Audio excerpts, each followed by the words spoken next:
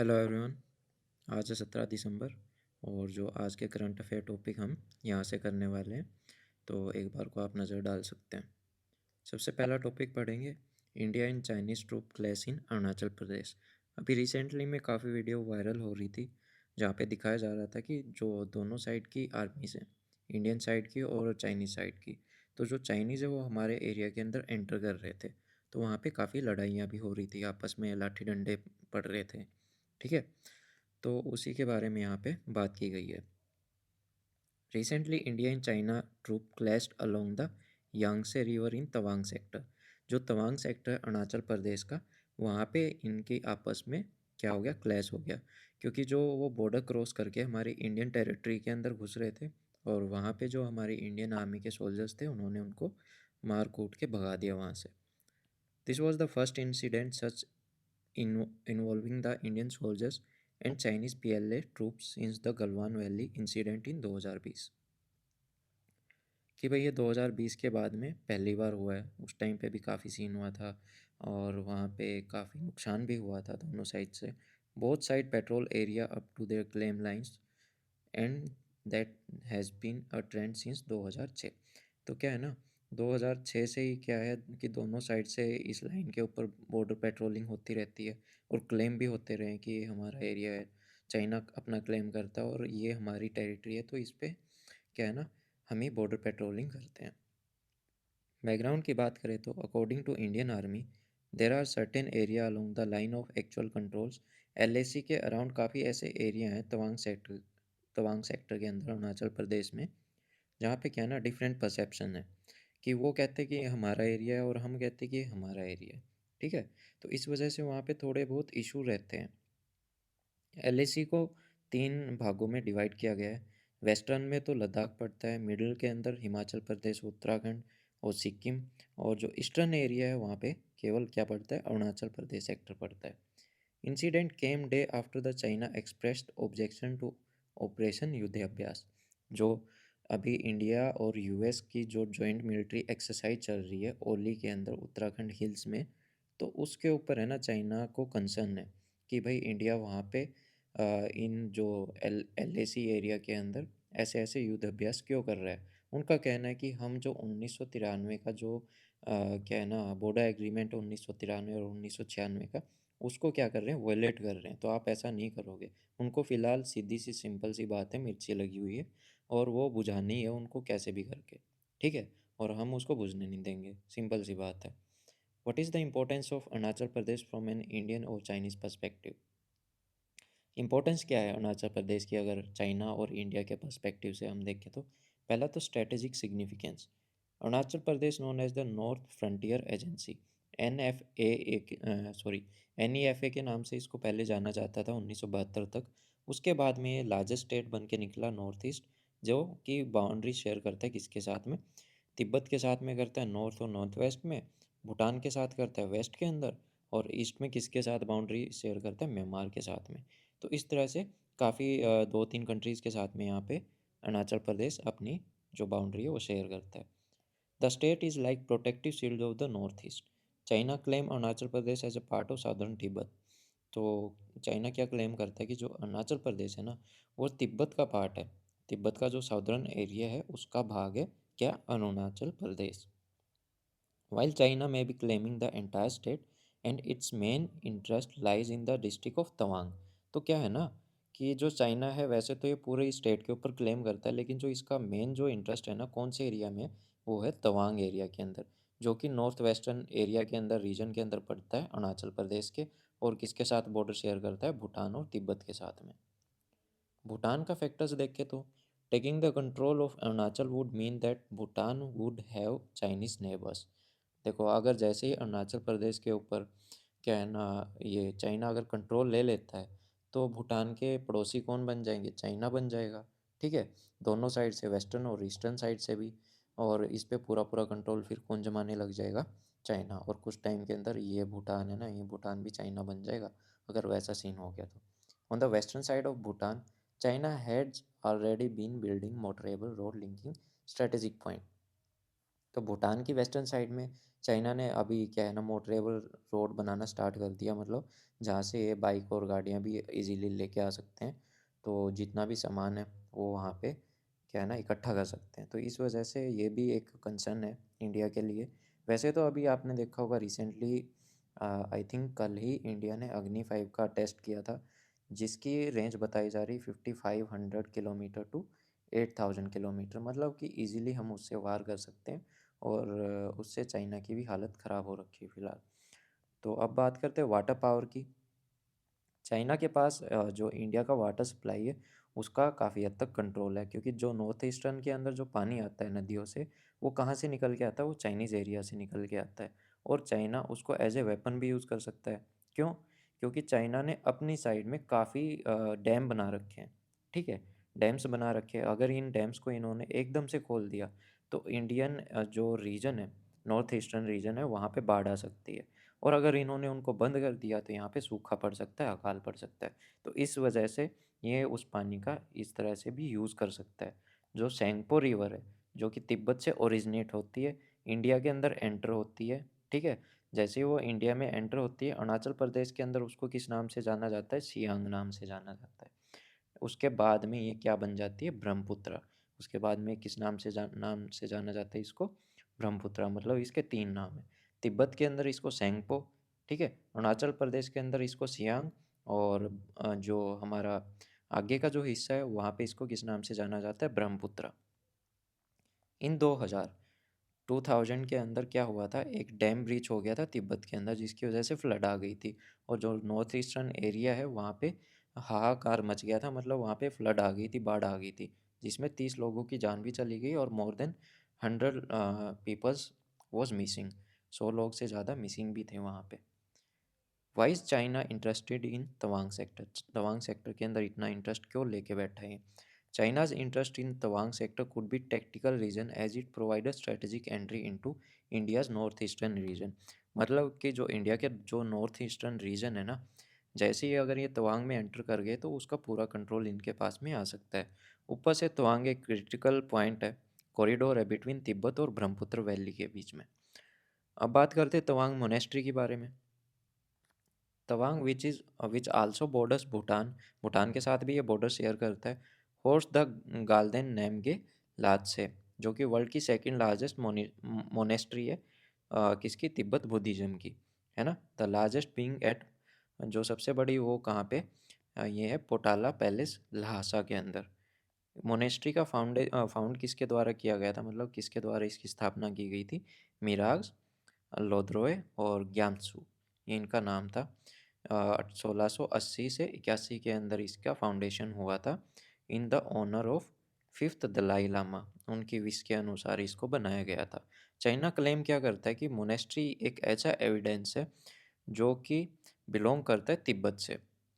They cite historical ties between the Tawang monastery and Lhasa monastery, जो कि कहाँ पे, तिब्बत के अंदर। जो सबसे बड़ी जो मोनेस्ट्री है ना, पटोला पैलेस, तो ये कहाँ पे, लहासा के अंदर।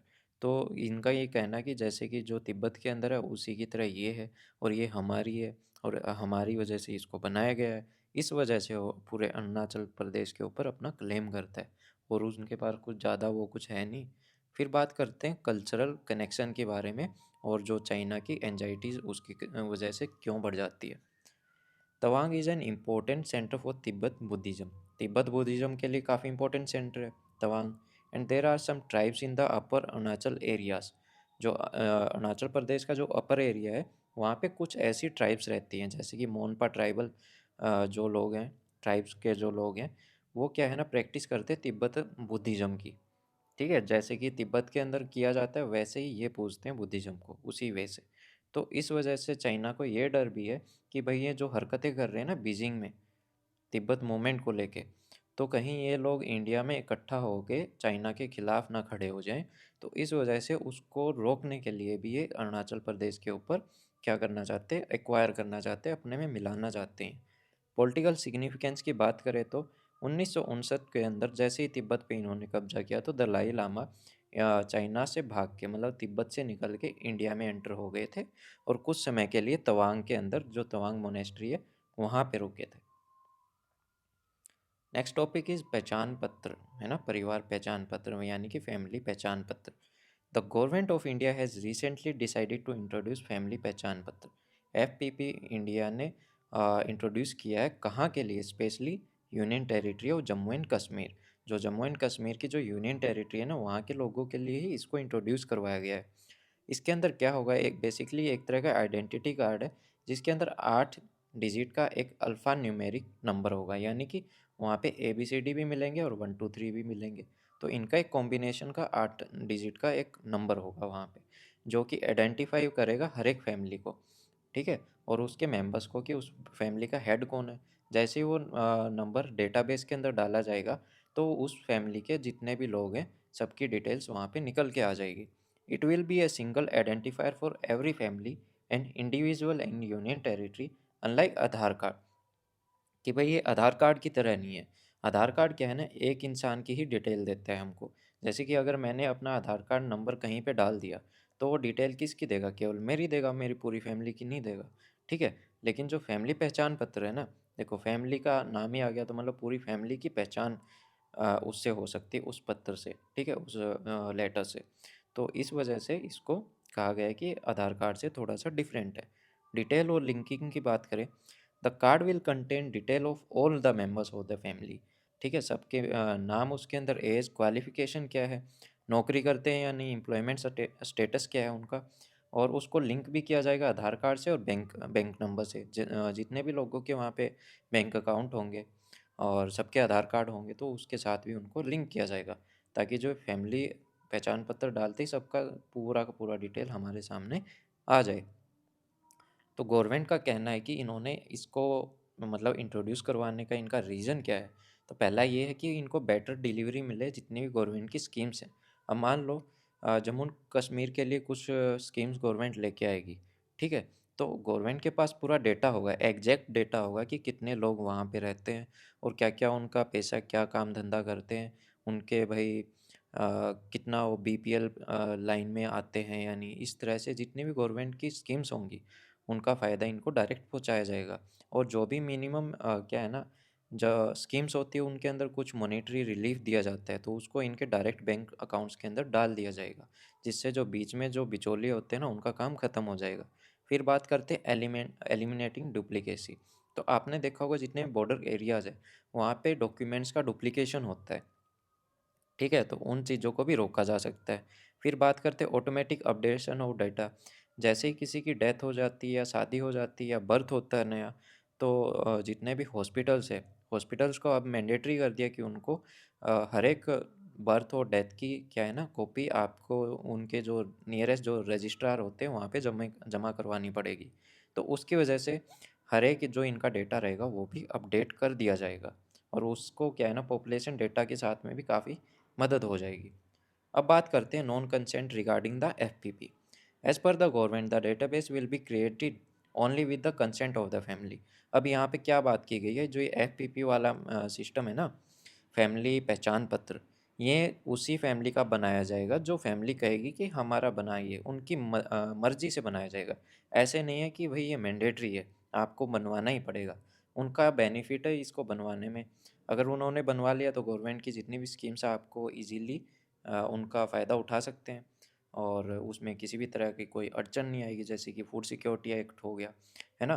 फ्री मेडिकल ट्रीटमेंट जो होता है, ओल्ड एज पेंशन ईज़िली बन जाएगी, आपको धक्के खाने की ज़रूरत नहीं पड़ेगी।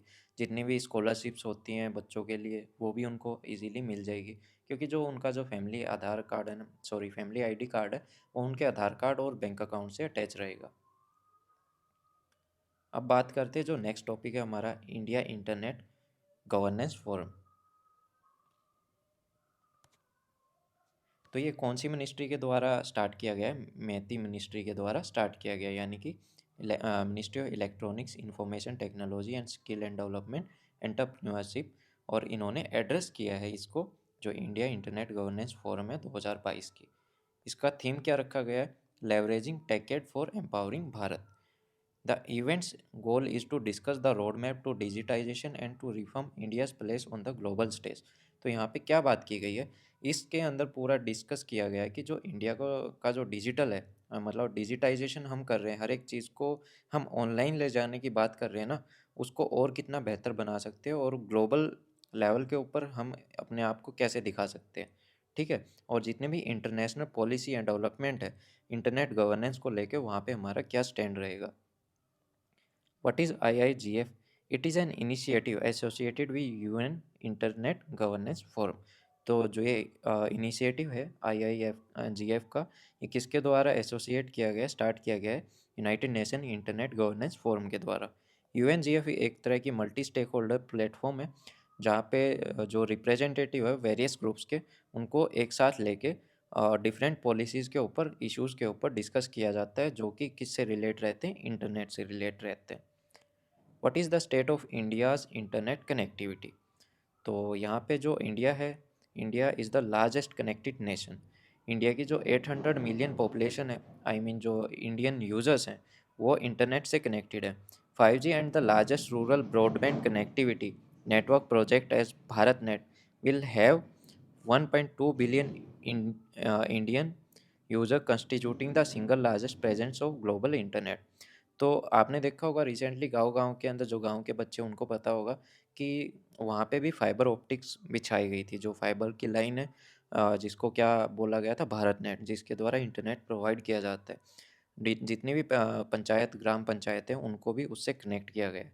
तो हर एक गांव के अंदर ब्रॉडबैंड की कनेक्टिविटी देने की यहाँ पे बात की गई है, और साथ ही साथ 5G सर्विसेज भी अभी स्टार्ट कर दी गई। जैसे ही भारत नेट स्टार्ट हो जाएगा अच्छे से, तो उस टाइम पे 1.2 बिलियन पीपल्स, ठीक है, जो इंडियन यूजर्स हैं, वो कनेक्ट हो जाएंगे किससे, ग्लोबल इंटरनेट से। India also has improved accessibility to the internet to countries in global south.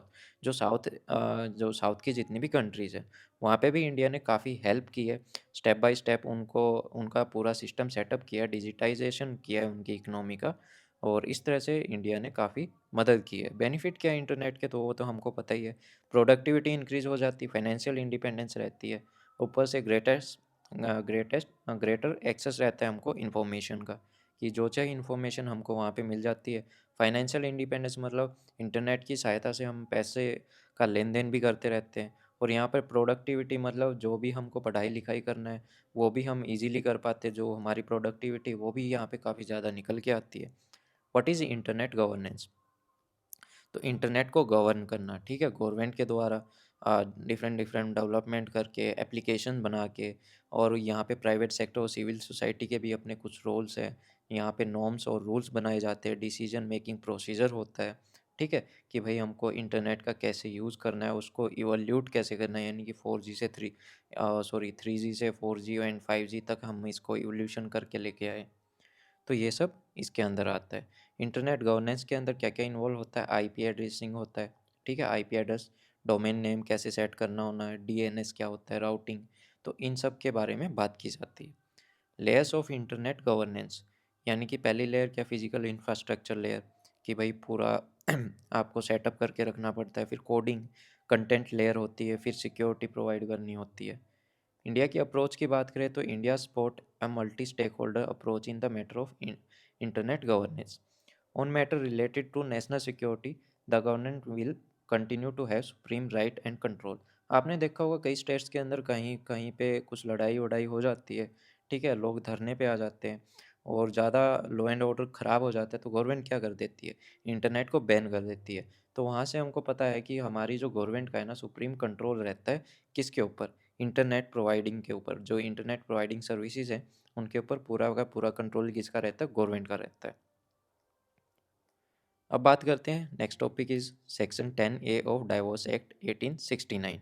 Recently जो केरला हाई कोर्ट है, इन्होंने स्टेटेड किया है कि जो स्टिपुलेशन पीरियड है 1 ईयर का या फिर उससे ज़्यादा का, डाइवोर्स को की जो पिटीशन को फील करने का म्यूचुअल कंसेंट से, मतलब कोई भी कपल है, ठीक है, अगर उनकी अनबन चल रही है, उनको लग रहा है कि ये दोनों कंपेटिबल नहीं है, तो कोर्ट में जाके डाइवोर्स फाइल करते हैं। तो कोर्ट उनको कितने टाइम का समय देता है, मतलब 1 साल का टाइम देता है, कि आप 1 साल फिर से ट्राई करो, क्या पता आपकी रजामंदी हो जाए, जो इश्यूज़ है वो रिज़ॉल्व हो जाए, तो आपको डाइवोर्स की ज़रूरत नहीं पड़ेगी। अगर फिर भी अगर इश्यूज़ होते हैं, तो कोर्ट है ना, उनका डाइवोर्स को मंजूरी दे देता है under section A of divorce act 1869। लेकिन कोर्ट का क्या कहना है, केरला हाई कोर्ट का, कि ये वायलेट करता है फंडामेंटल राइट्स को और एक तरह से अनकॉन्स्टिट्यूशनल है। ऐसा क्यों? क्यों कहा है? क्योंकि देखो, जो सेक्शन 10A है वो एक तरह से डिस्क्रिमिनेटरी, बिकॉज़ रीज़न क्या है इसके पीछे, जितनी भी कई कम्युनिटीज़ हैं, ठीक है? तो वो क्या करती हैं ना, हर एक कम्युनिटीज़ के अपने कुछ रूल्स एंड रेगुलेशन है ना? कि जैसे कि हिंदूज़ को ये क्या क्या कहते हैं, 1 ईयर का टाइम देते हैं, जबकि मुस्लिम में क्या होता था, 3 तलाक बोल दिया और खेल खत्म। उसको भी अभी इन्होंने ठीक किया है, मतलब उसके ऊपर भी कानून लेके आए। तो यहाँ पे कोर्ट क्या कहता है ना, या तो आप सबको समान रूप से रखो, और आपको रखना पड़ेगा। इसी वजह से यूनियन गवर्नमेंट को कोर्ट ने सजेस्ट किया है, आप यूनिफॉर्म मैरिज कोड लेके आओ, जहाँ पे जितनी भी कम्युनिटीज़ हैं वो एक तरह से समान रूप से आके खड़ी हो जाए। तो ये आई थिंक डबल कॉपी हो गया, सेम पेज ही है। और कोर्ट क्या कहता है, the right to life encompasses judicial remedy as well as. ठीक है, राइट टू लाइफ कौन से आर्टिकल के अंदर आता है? आर्टिकल 21। तो मतलब कोर्ट का सिंपल सी बात ये कहना है कि जो ये 1 साल वाला सीन है ना, ये भी नहीं होना चाहिए। या तो ये सबके लिए हो, या फिर किसी के लिए भी ना हो। अगर आप कंपेटिबल नहीं हो तो अलग हो जाओ, बात खत्म। What is the source of section 10A in the Indian Divorce Act 1869? The 1 year period is stipulated in Section 28(1) of the Special Marriage Act और Section 13B of Hindu Marriage Act, Section 32B of Parsi Marriage and Divorce Act। तो ये तीन जो act हैं, इन तीनों के अंदर ये वाला सेक्शन होता है, ठीक है। तो स्टार्टिंग में क्या था, यहाँ पे 2 ईयर्स का वेटिंग पीरियड होता था किसी भी डाइवोर्स को अलाउ करने के लिए। और जिसको बाद में एक केस आया था, सौम्या आम Thomas versus the union of India and ओस, इसके अंदर इस 2 साल के पीरियड को घटा के 1 साल कर दिया गया था। और ये कोर्ट भी कहता है कि ये एक तरह से जो ह्यूमन राइट्स का वायलेशन होता है, क्योंकि ये जो 1 साल वाला सीन है ना, ये ख़त्म करना होगा। तो यहाँ पे आप एक बार को पढ़ लेना।